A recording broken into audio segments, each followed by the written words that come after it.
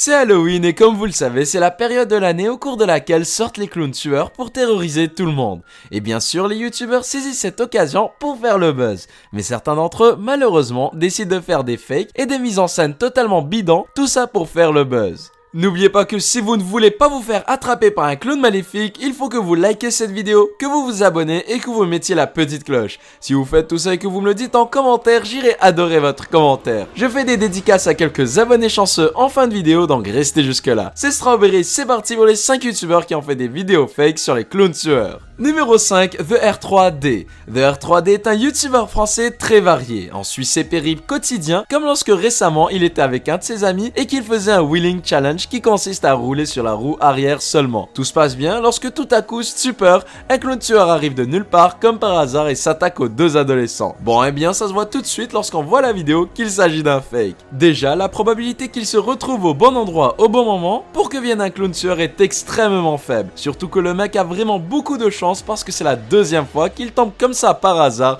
sur un clown en faisant du vélo. Mais portez aussi attention à leurs réactions. Durant toute la vidéo, ils agissent comme si quelque chose allait arriver et je ne vais même pas parler de la réaction de R3D totalement surjouée quand il voit arriver le clown.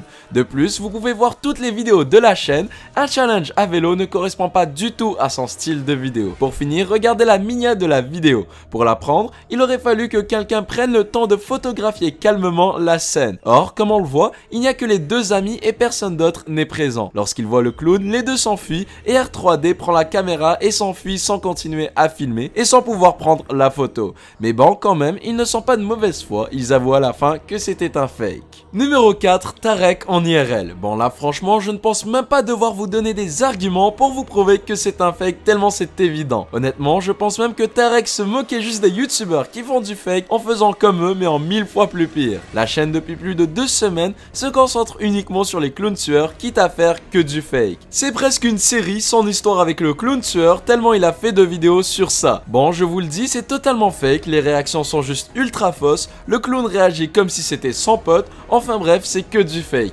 Mais quand même je dois avouer que ces vidéos m'ont bien fait marrer et je continue à croire que tout ça n'est que du second degré. Numéro 3, Mehdi. On continue dans le même style avec ce youtubeur Mehdi. Vous pensiez qu'on avait touché le fond avec Tarek, eh bien non, il y a encore pire. Lui aussi, ça fait plus de 2 semaines qu'il noie sa chaîne avec plein de vidéos sur les clowns tueurs. Mehdi est dans un parking souterrain avec ses potes et comme il explique en début de vidéo, il a donné rendez-vous à un clown tueur. Bon, déjà, je ne sais pas trop comment tu donnes rendez-vous à un clown tueur comme ça, comme si c'était ton pote ou ton dentiste. Après une altercation, ils vont s'en prendre à lui et le frapper. Mehdi va le menacer avec un pistolet factice, mais bon, ils font croire que c'est vrai. Le clown ne réagit pas du tout et semble complètement s'en foutre. Les réactions sont juste hyper surjouées, le clown agit comme si c'était leur pote, lorsque Mehdi lui tire dessus, le clown fait semblant de tomber et joue le mort comme un très mauvais acteur. Enfin bref, il n'y a quasiment rien à argumenter sur cette vidéo, regardez-la par vous-même, c'est juste incroyable qu'il y ait des fakes comme ça sur YouTube. Numéro 2, Nersox. On enchaîne en deuxième position avec la vidéo de Nersox. Dans cette dernière, il explique qu'il a donné rendez-vous à un clown tueur dans la forêt. Je sais pas trop ce qu'ils ont tous à donner des rendez-vous à des clowns tueurs,